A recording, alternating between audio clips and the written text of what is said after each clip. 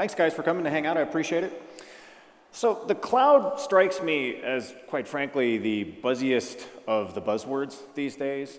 I'm not really sure if we've got anything that's even buzzier. Now, I know it's eventually going to be replaced because that's just the nature of our industry. And my talk earlier today, that was one of the points I made, that over a long enough period of time, whatever choice you make is going to be wrong. And you'll have to move on to the next thing, you have to learn the next thing, evaluate the next thing. And so I do realize that even as big a deal as the cloud is now, in some time period, I don't know if it's 2 years, 5 years, 10 years, we'll all be talking about some new hotness. And that's just the nature of our industry. Certainly a lot of this has already gotten to serverless. I'm sure a few of you have played around with that. I know Matt did a talk earlier today about serverless. So there will be something that replaces this. That's natural, I'm fine with that. But regardless of how you feel about the buzzwords or not, the cloud is a focus for a lot of our organizations today. And having come from a large enterprise organization recently, it was very clear to me that in a lot of these organizations, people want to own the cloud, but they don't want to actually own the cloud. And so what I've seen repeatedly in my career is there's a lot of people who want to get it on their resume, they want credit, they want to get the bonus, the promotion for being the deliverer of new technology, but they don't want to actually sit down and solve the problems that come along with it.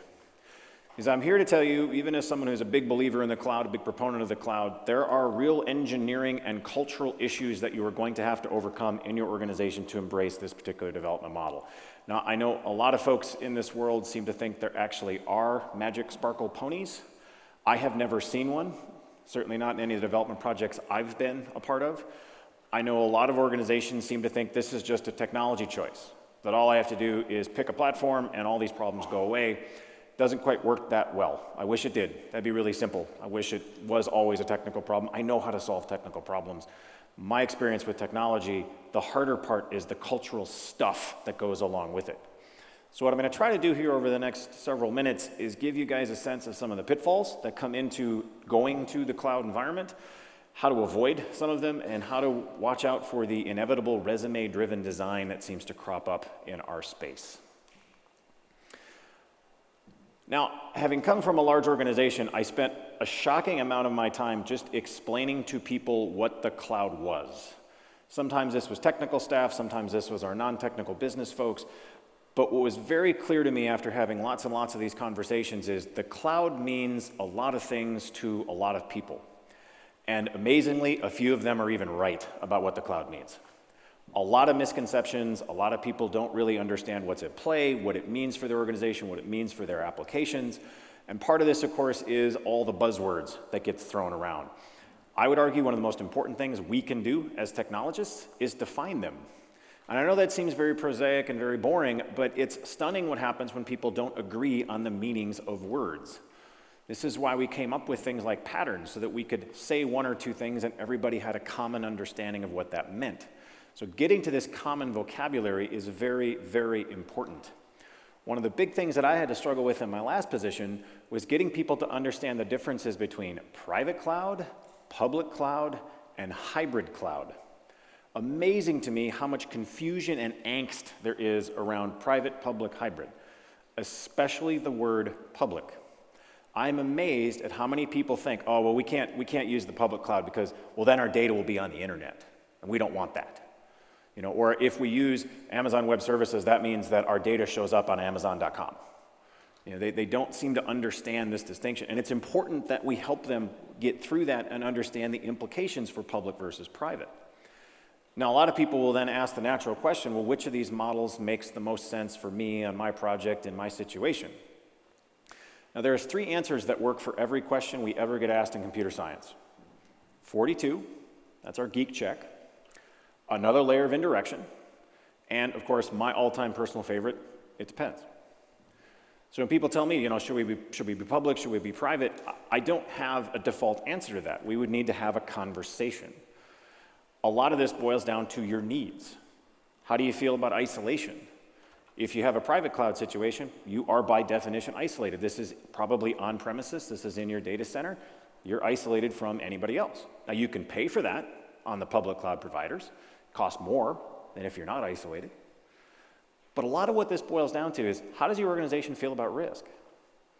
I was at a company that built a data center within the last few years, and I was really surprised that they made that choice. But their version of risk was, we prefer to own this. That just made everybody sleep better at night. Can't really fight that.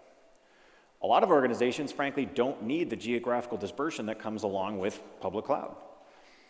You guys remember when Amazon East went down, what was it, last year?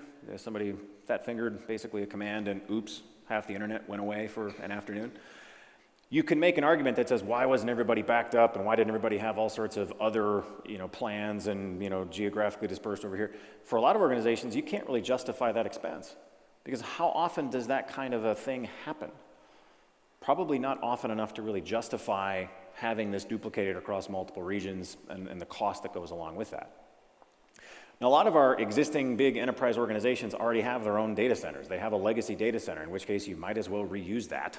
There's not a whole lot of point in shoving that out the door quite yet. However, it's clear there are an awful lot of workloads that make sense to put into the public cloud once you get over the initial angst of, but what do you mean my data is not going to be in my data center? The moral of the story with anything in technology is it has to make sense for you. It has to make sense for your projects, for your organization. And what inevitably happens when we have these kind of conversations in a company is somebody is going to throw around fear, uncertainty, and doubt as a way of combating what you're trying to do. That's one of the biggest challenges I faced at my last company, was getting people over the FUD of what this cloud thing was all about and what it meant for our applications, for our developers, for our business. The other thing I had to spend a shocking amount of time defining was all the ASA stuff. It's kind of like the new way of defining everything. Everything is as a service. So we got the IaaS, the PaaS, the SaaS, the FaaS. You pretty much put anything in front of AAS and it's probably something in our space. Whenever I'm at a conference like this, I really wish someone would invent bathroom as a service. It'd be really nice if the bathroom could just dynamically resize itself based on the crowds. That would be awesome. One of the things that I've noticed as we've had these conversations is, of course, there's pros and cons to all of the different approaches. I've had some people argue with me that, we have to use IaaS because we already have all this infrastructure and we should just take advantage of that. And look, I've got a script that will set this up really quickly. So that's pretty close to having a full cloud environment, and it's better because I control all of it. Now, personally, my experience, PaaS is a pretty darn good balance in this world. It does limit us in some ways. We don't have unlimited choice. We have a few things to select from, build packs. But it gives us a very nice place to be as a developer. I don't have to worry about all the esoterica that comes along with creating a server and installing the patches and worrying about what versions of everything I have on there. And in response to that, I get the self-healing, the elastic scaling, the ability to deprovision. The deprovisioning to me is one of the biggest benefits of cloud that we never really talk about. I think about how many environments the average organization has spun up 24 hours a day, 7 days a week that are not being touched. If those could go away when you're not using them, for a lot of companies, that would save 7 figures. That's a big deal for our companies. My last company, we had this conversation, and we had applications where this was the major driving force to get to cloud, was so they could shut down regions that weren't being used. And then when they needed them for 2 days a month, a week a month, they could spin them back up, use them, and then again, shut them down when they were done. I hate reinventing the wheel, and so one of the things I will stress in any of these situations is you should be able to take things from off the shelf, reuse them where appropriate, do not roll your own. I've seen this happen. I've seen this happen in the cloud space, where people decided, hey, we're basically going to create our own version of Cloud Foundry rolled out of all sorts of piecemeal stuff. That's great if that's your job, if that's your business, is to then create and sell that kind of a thing. But if your business is something totally unrelated to that, you may have a hard time justifying that to your business partners. The other thing that becomes very clear in this world is it's going to impact your application architecture. And this does bother some people. They seem to think that they can take their existing workloads as is and just deploy it on the cloud and everything will work perfectly and they get all the advantages of cloud and they never have to touch anything. It's not how it works. There's going to need to be some amount of refactoring that's done here. Again, you're going to get the fear, uncertainty, and doubt thrown at you. Now, the technology aspect of cloud is fascinating, but what's a bigger impact on organizations from my perspective is how it changes the way you think. So moving to the cloud fundamentally shifts the things that you're thinking about as an application developer, and more importantly, it challenges an awful lot of the assumptions that we've had over the years as developers. I've gotten into some knockdown, drag-out arguments with developers on scarcity versus abundance. You think about how we've typically thought about our servers and our infrastructure. For an awful long time, boy, that's a really scarce resource, we need to optimize it. And if we duplicate this jar across 3 different applications, well, that's waste. I've had that argument with 3 or 4 people in the last 6 months. It's like, yeah, there is a slight amount of waste here. However, I get an awful lot of benefit by wasting a few megs of space on the server. So if I start treating this as an abundant resource, it changes the way we think. You may remember back when sort of nuclear power first became a thing, and one of the taglines that came along with it was, power so cheap we won't need to meter it. Same kind of thing here. When you get to the point that instead of this being this scarce resource that we need to protect, it's essentially limitless and abundant, that really changes how we build applications, deploy applications, et cetera. Permanence versus disposability. Sam yesterday in a security talk talked about sort of nuke and pave. And there's a lot of real benefit that comes from being able to say, I'm not certain, I think there might be a problem, let's just blow it away and start over. You think back to when we first started building these kinds of applications, we were the people who physically built the servers our software was running on. We handcrafted these bespoke servers with love and care, and when they got sick, we nursed them back to health. We were very attached to them. We gave them names. It's great. We need to treat our servers like cattle today. If they get sick, that's a bummer, that's too bad. We just need to put it out of its misery and get a new one. Right? And again, that fundamentally changes the way we think about our applications. Stateful versus stateless. If I think back to how much of my career I've spent dealing with issues revolving around state, I sure wish I had gotten on the stateless bandwagon much earlier. Stunning how many issues revolve just around that. We've all probably had this debate, the monolith versus microservices. Now, I'm actually not that big a fan of everything should be a microservice. This feels like a pretty large anti-pattern to me. There's a lot of organizations that seem hell-bent on turning everything into a microservice without actually asking themselves, do we need the benefits that one gets from microservice? Or would we be better off delivering this as a modular monolith? You know, monolith has like this negative connotation to it, that it's obviously poorly designed and tightly coupled and whatnot. It doesn't have to be. You can write good code in any language. You can use good patterns in any architectural approach. So we can create a monolith that actually has some of the features of microservices without the tax and the penalties that come along with microservices. Ted talked a bit about this in his previous session. As we move towards this model, it does allow us to be far more polyglot than it did in the past.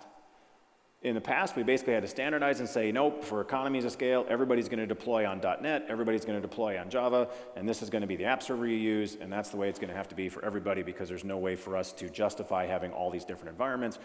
Well, now if they're just a build pack, and it makes sense for you to use this particular build pack, and it makes sense for this project to use a totally different build pack, that's fine. We can get away with that. Now, that does open up another interesting question, which is how much leeway do you give people? Do you truly let folks just pick whatever language they want, whatever stack they want, whatever database they want? That might lead to madness, and probably will in most organizations. That's the proverbial juggling chainsaws. A lot of people probably can handle it, but a certain percentage will not, and they will create some major messes that someone like us will have to clean up at some point in the future. Now, in order for this model to work, you have to automate everything. This is a huge shift for a lot of organizations. There's still a lot of companies that have this dedicated ticketing process, and there's weeks, if not months, of lead time and all this kind of stuff that goes into building software, deploying software. We need to have as many things as possible be automated. Human beings don't do the same thing every time. We're just not good at that. We're not capable of that. That's where robots and computers become really beneficial. If you write a script and you execute that script 100 times, it's going to do the same thing exactly 100 times. If you ask a human to do the same thing 100 times, they will not do that. They are not capable of that. So we need to get as much as possible into the automated space. We have to deal with the fact that so many of these things are now temporary. We may create a service. It may be around for 6 weeks, 6 months, and then it goes away. It gets replaced by a different service. You contrast that with our thinking in the past. We were making these permanent decisions. This is where we're going to live for the next 15 years. We have a couch. This is going to be our couch for the next 10 years. We will not change it. to a model that says, well, you know what, this isn't quite working, I'm going to rewrite it in Scala because I think that'll actually perform better, and it'll solve these other two problems we're having. We get into the wonderful Conway's law versus reverse Conway's law. Turns out in many situations, the easiest thing to do is actually reorg your company as opposed to trying to get people to break out of Conway's law. Our systems will almost inevitably reflect the org chart, the communication channels in our companies. This is one of my all-time favorites. When I think back to how much effort and energy most companies go into preventing failure, the reality is you can't prevent failure. You need to plan for when that failure will happen. This to me is one of the most brilliant things that Netflix has done with the whole Simian Army, Chaos Monkey, et cetera. Imagine the courage that took to propose that the first time that came up. So here's what I'm gonna do. I'm just gonna randomly pull out plugs in the data center and see what happens, make sure your application works. I'm gonna unleash essentially our own denial of service attack on us to make sure that we respond appropriately. That's amazing. But look at what it's done. It's given them a remarkable ability to be resilient. I can't prevent failure. We just can't. It's going to happen. Bad things will happen. We need to make sure we have planned efficiently for it and that we can then react appropriately. This has been an interesting debate. My last company, we had this conversation for about a year. And when I first sort of broached the subject about a year ago, the reaction was, well, of course we need an app server. We have to. Java EE, have to have an app server. And within 6 months, that attitude had completely flipped to the idea that, wait, no, we don't really need app servers. If you're using an app server, you better have a really good reason why.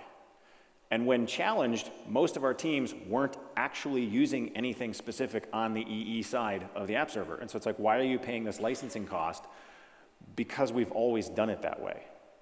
That's not the answer they gave me, but that's really what they were saying. One of the big challenges here is it does mean we're gonna have to change our legacy applications. Maybe not as much as you think. I've been amazed at how many folks feel like they have to completely rewrite their application into a cloud-native, microservice, polyglot, poly-persistence thing. It's like, that's not necessarily the right approach for you. In fact, I would argue that the vast majority of our applications are not going to be cloud-native, at least not right away. You can make a pretty strong argument that anything you build today should be cloud-native, but your legacy code is going to be migrated over a period of months, if not years. Now, the closer we can get to that cloud native nirvana, the better, in terms of really getting all the benefit out of the cloud platforms.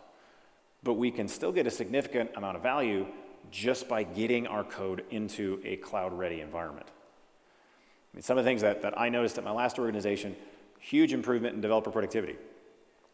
I never met a developer that after giving them a couple days to play around with Cloud Foundry, they weren't enthralled. They loved it. Because look, I can spin a space up, I can do a push, and there's my app, and it's running, and it takes seconds, not weeks. That's massive. My biggest appreciation of the cloud environments when I first started playing with them was consistency. I have lost days, weeks, months of my life to, well, that worked on this server, but not on that server. Why not? Well, it turns out the patches were applied in a different order on this server, so that's why it didn't work there. That's a total waste for an organization. And yet we've done that throughout our careers. So the fact that in a cloud environment, what I'm testing as a developer is the same thing that my testers are gonna test, is the same thing that my customers are gonna sign off on, is the same thing that I'm gonna deploy to production. That's huge. I would much rather find these issues out much sooner as well. And that's another huge part of being in this cloud environment. I can get things out to a real environment so much faster, start to find these interesting issues that only happen once we start integrating, and that fundamentally gives me much, much faster developer cycles. You consider the typical deployment cycle in a lot of organizations, it can be hours, it can be days. You shrink that down to seconds or minutes. That has a massive impact on our ability to try things out, see what happens, try things out, see what happens, get it in front of customers, get feedback, et cetera. Another thing that I really appreciate about the cloud environments is currency impact. This is another thing I've spent far too much of my life dealing with is currency. And as much as we may care about what version of what server and what operating system we're on, our customers don't. They just want their stuff to work. And so we're spending an awful lot of time, effort, and energy moving things from version n-1 to version n. That's another form of waste. I mean, I think about how much of my career we've spent, all right, We got to upgrade the servers, so that's going to be 18 months, and we're going to have to do all this massive planning, and it's going to be this wave, and we're going to do this set of applications, and then inevitably something doesn't go right, and then the schedule pushes out by 6 months. Nobody enjoys these experiences. At least I've never enjoyed it. Maybe your mileage will vary here. Self-service, this is another thing that our developers really, really enjoyed. The fact that they could spin up an environment without having to get somebody else involved. Now, you can do some of this in the IS space. I would argue it's easier in the PaaS space. The fact that I can scale my application up or down as necessary, as opposed to our typical approach, which is, what do you think our worst case scenario is? All right, well, let's double that and then add a little extra, and then that's the amount of capacity we need, so let's go ahead and get that set up. We have to do all that projections before we've even started any code, because it takes 6 months to get a server spun up, so we need to do that before we know really anything about our application. That's generally not a recipe for making good decisions. I love auto-healing. My last organization, we had an app that went down, but it self-healed. And so the architect on that team was a little upset. He's like, hey, you know, what's going on? Why did my app crash? And so we, of course, did the root cause analysis. But as we were doing that, one of my peers pointed out, hey, don't you think this is pretty remarkable? The application crashed, and the customers weren't impacted. They didn't notice. It didn't have any effect on the business. That's really powerful. Now, once you recognize those kind of things, you start to go, wow, this is a really big shift for us. In the past, and on our non-cloud-based stuff, if something like that were to happen, everybody would have noticed, and it would have been a very big deal. There would have been lots and lots of unhappy phone conversations. One of the things that I had to really struggle with in my last company was getting people to understand that cloud-ready is not a binary situation. This is not, a flip a switch kind of a thing. It is a sliding scale. And obviously, the further along on that sort of scale, we can call it 12-factor compliance if you want, the more benefit we get from a cloud deployment. However, we still get benefit even if we're not 100% cloud-native nirvana. Now, the closer we get, the better. That's cool. But it's not a hard and fast requirement the way some people seem to think it is. That's another thing I've had some pretty long, drawn-out arguments with people about. Now, that then leads to a really fascinating question, which is we have this legacy portfolio full of applications. What makes sense to move? What doesn't? What should we move? What shouldn't we move?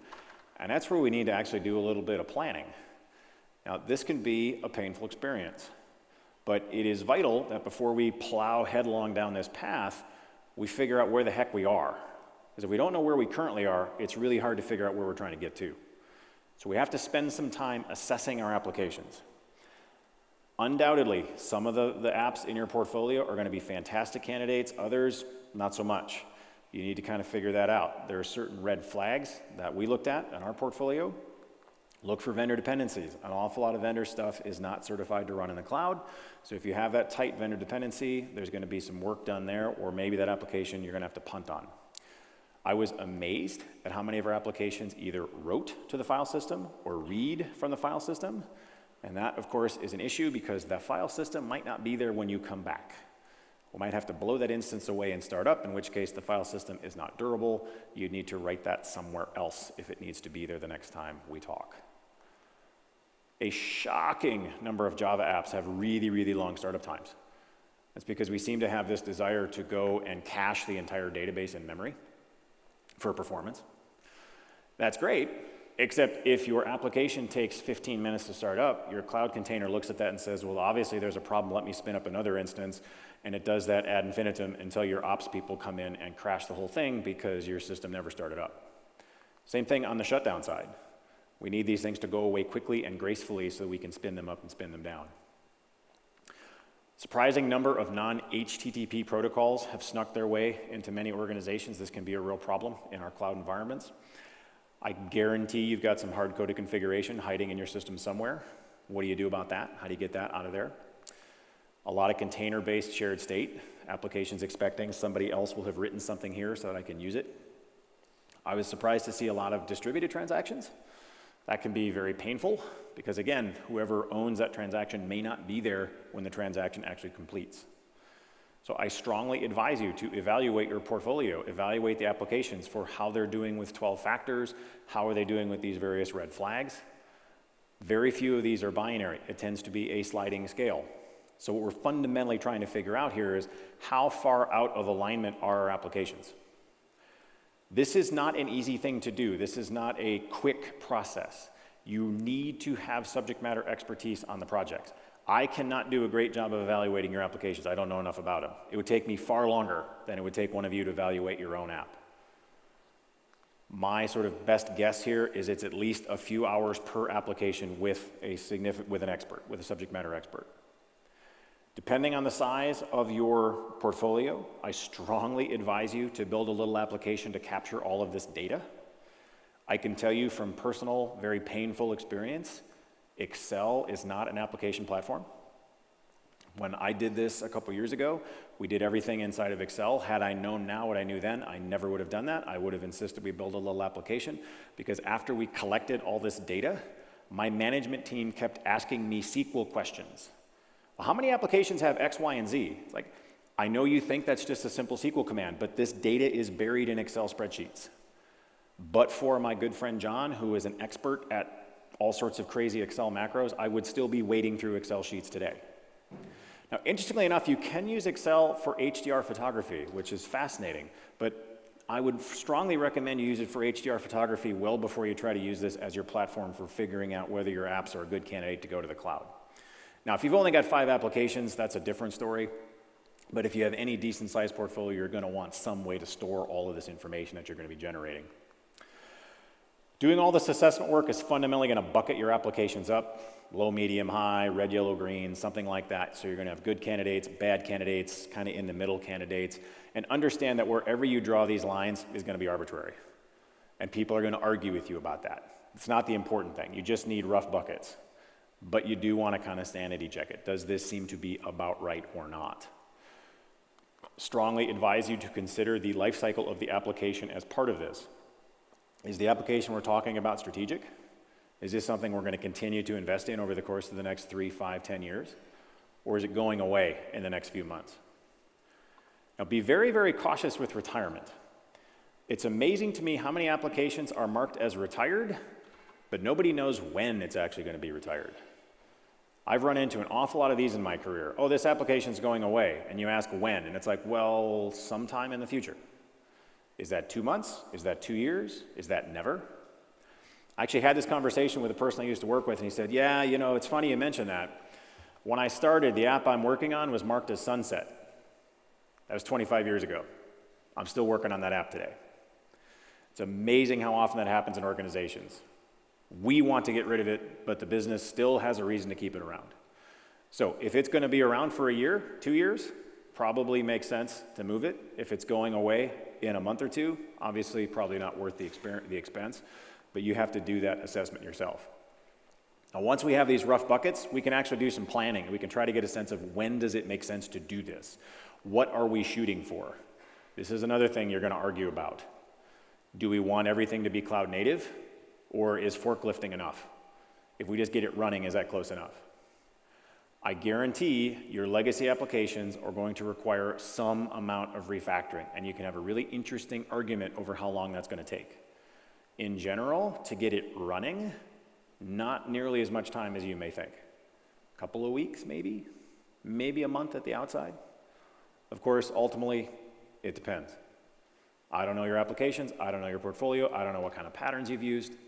You'll gain experience the more of this you do. To help you level set with this, I strongly recommend you do a pilot app or 2 or 3. This will give you a rough feel for what does this translate into in our organization with our applications, with our patterns.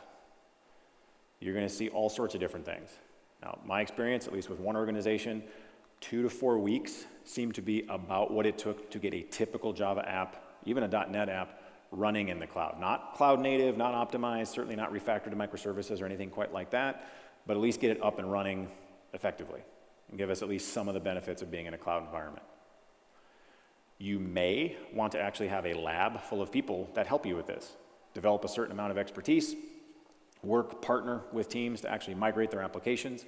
If you go this route, you should definitely be pairing so that this expertise can grow. You don't want this just to be 2 or 3 people in a room that understand it. You want your whole organization to understand it. Now, at the end of this planning process, you're going to have essentially a roadmap. This is when we think we can move what. Now, once you have a rough sense of what that looks like, we can start to have a conversation about whether or not everybody's happy with that. Some people have interesting incentives to either move faster or move slower. So we need to have a bit of a sanity check there. And one of the big debates that we had in my last company was, does the entire application have to move to the cloud? And the answer to that is pretty unassailably no, it doesn't. There's a lot of portions of applications that make a lot of sense to move to the cloud, and other portions we just can't get there, or at least not now. So we used to refer to these as deployable units. And I hated that phrase, but we couldn't come up with a better one. If you've got a better one, please let me know. I'd love to have a better term here. It became very obvious that some portions of the application would be very easy, very trivial to move to the cloud, and others would be virtually impossible. So move what you can. Watch out for the terminology. The other thing I strongly advise you to do is be incredibly opportunistic about the migrations. Yep, we have an opportunity, let's get that up and running. But you want to have at least a rough sense of when do we think this can move, and then you start sharing that with management, essentially, and get their buy-in. Does this seem about right? And you may be in a situation where your CTO, your CIO, your senior management says, I want to move faster. What's it going to take to move faster? Can we partner with a cloud provider? Can we bring in some consultants? Can we bring in some mentors? What's it going to take to move this faster?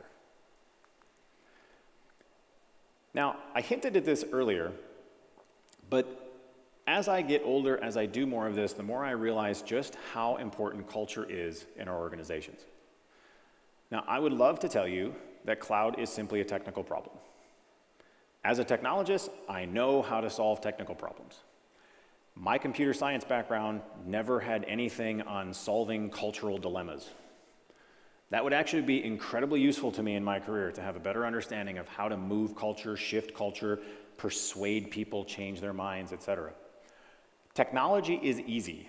Technology is an easy problem to solve. It's easy to pick a framework, bring in a vendor, bring in a platform. It is much, much harder to change culture. Culture is where good ideas go to die. It is one of the hardest things for us to change in an organization. It can be done. It's very difficult. There was a really interesting Invisibilia podcast earlier this year, I think it was last year, talking about the new norm, how to change norms in an organization. And one of the examples they had was actually oil rig workers. You know, this very masculine, you can't cry, there's no emotions, we're all hard men, and how dangerous that actually is to their culture, and how many people get hurt and die because of that, and the steps they've had to take to make it safe for people to say, you know what, there's a problem here, we need to fix this, people are going to get hurt. In a lot of organizations, as soon as you try to change culture, antibodies get released and people push back. Like, no, I like the culture the way it was. I have a vested interest in the way this culture is. I shaped this culture.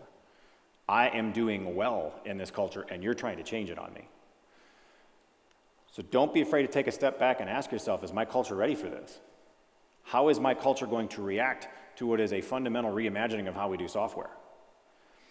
One of the most important things you can do in an organization is have conversations with people and get them to understand, hey, this is what's going to change in this new environment. This is what isn't going to change. I did an awful lot of day-in-the-life conversations with people. And so you get all these groups, and when they first see this change, one of the things that's in the back of their head is, am I going to lose my job? Is my job going to change so fundamentally that I'm not going to want to do it anymore? And when you have this conversation and you basically walk through, okay, here's the things that are going to change for you, and here's the things that aren't. For a lot of people, it's like, oh, well, that's not so bad. That's not nearly as big a deal as I thought it was going to be. There's going to be changes in practices. And which ones you adopt, up to you. What fits for your organization? Some companies use this as an opportunity to fully embrace pair programming. Others say, hey, we're finally going to get on board with TDD now. Tests for the win. We've only been saying that, 20 years? We're finally going to embrace continuous delivery. We're going to look into this whole hypothesis-driven development thing. Maybe we're going to allow our developers to actually get work done by removing interruptions from their days. Maybe instead of having lots and lots of meetings to talk about status and progress, we'll just have one meeting called the stand-up meeting. We'll do it in the morning, let everybody vent, get it over with, and then that's it for the day. Maybe we'll decide we want everybody to be together. Maybe we'll decide we want really strict work hours. Maybe we'll even decide that developers can use whatever technologies they want, provided they can live with it.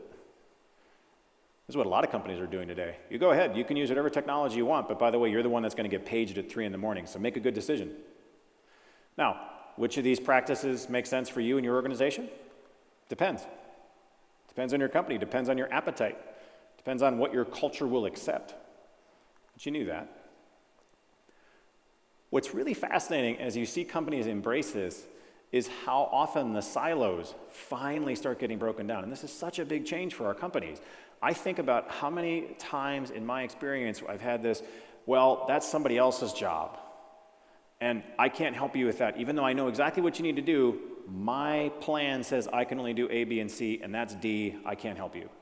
It forces people to change these mindsets. You get away from the big bang integration down to, hey, let's do small changes, do them all the time though, and we'll get really good at it.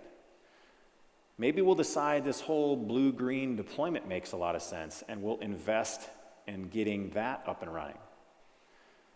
Maybe we'll finally automate so many of these things that have been a manual process for the last 10 or 15 or 20 years, and they were never done the same way twice.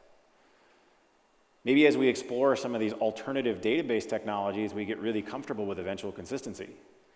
I will admit, as a developer, this one still kind of gives me pause. What do we mean by eventual? When is eventual?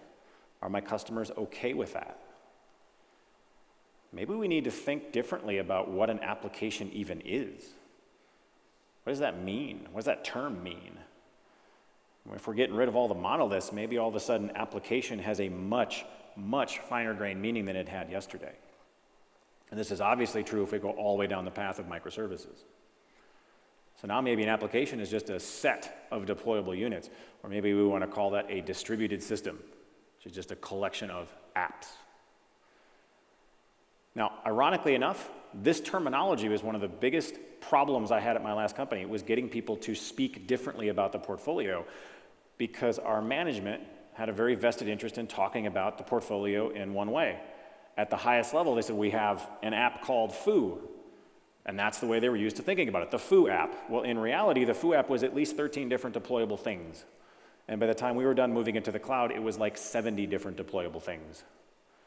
But that just kind of made the CIO's head explode. So nope, can't talk about it that way. It's just the Foo app.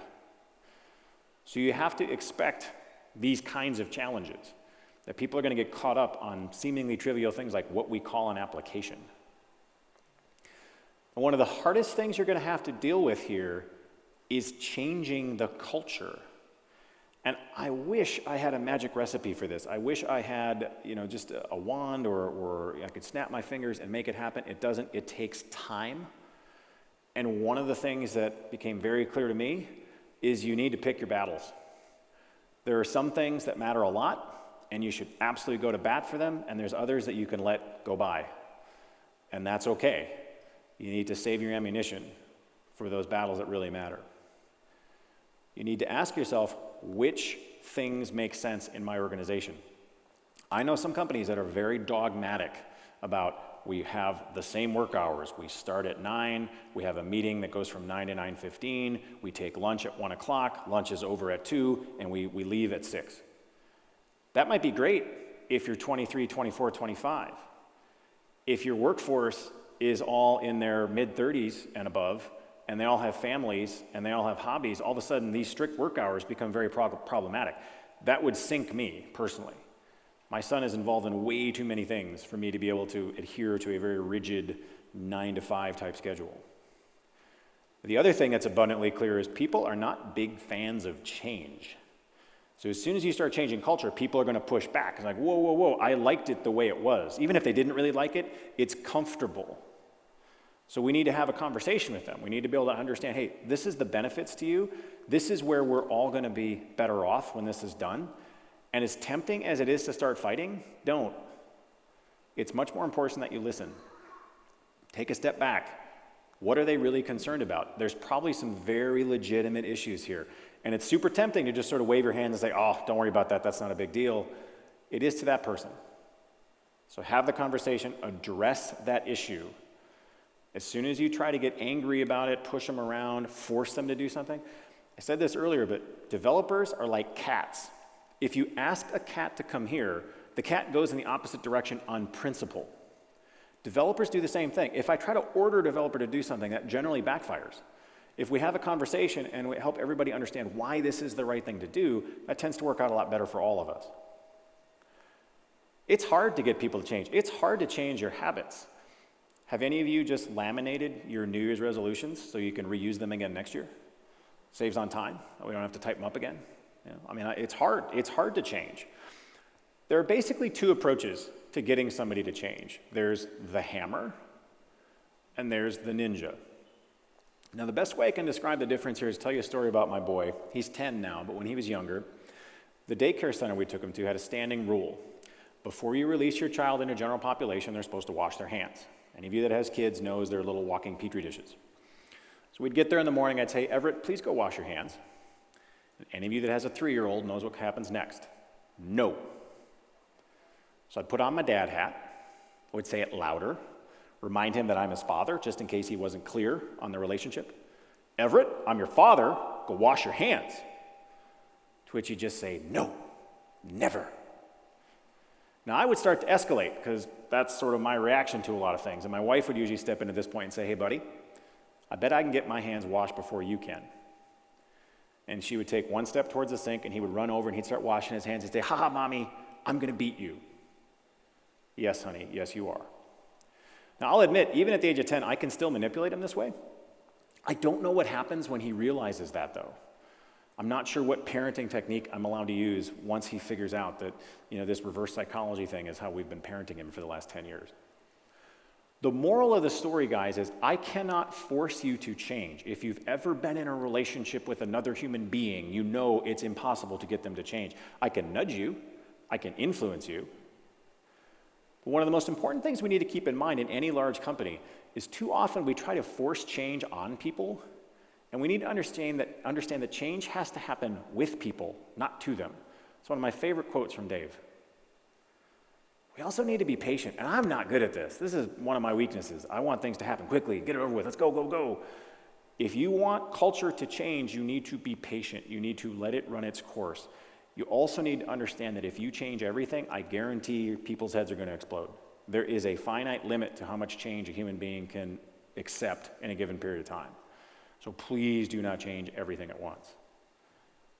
Now that said, keep at it, keep pushing, help people understand why this is fundamentally in their best interest, keep having that conversation about this is what a day in your life looks like now, this is what a day in your life is going to look like in the future. Here's what your current tool set is. Here's what your future tool set is going to look like. That goes a long way towards making people feel comfortable about the change. In my experience, people get there, especially once they understand why this is better for them than the way it used to be. Once they understand the benefits, I've never seen a developer run in the opposite direction. It takes time, it takes effort, it takes a lot of one-on-one personal kind of things. I have given an awful lot of Cloud 101 sessions in my career. Totally worth it. Every single one of them was worth it. Another really important part of this is give people an opportunity to play. I've never had a developer once introduced to these cloud environments that says, oh, I don't like it, not for me. Once they start playing with it, they're like, can I have this now? Can I deploy my application there now? Because this is way better than what I have now. It's that kind of grassroots support that's so vital for our success. Now, in the same breath, we need to watch out for the Skunkworks teams. It's amazing to me how often a team will go rogue and they go ahead and bring in their own thing, they roll their own thing. And I've often wondered, why do developers do this? When we have something off the shelf, easy for them to use, why would they go write their own? This makes no sense. And that's when I channel my inner Neil Ford, and I'm reminded of a great quote that Neil has, which is simple: meta work is more interesting than work. So yeah, I could build the account page, or I could create my own self-healing, auto-scaling cloud environment using Docker, because Docker is cool. And I put Docker on my resume and life is good. That stuff is going to happen. You need to be ready for it, you need to be prepared for it, and understand that that's going to happen regardless of what you do. All right, so how do we pave the way here? How do we try to make this journey, if not maybe smooth, at least smoother?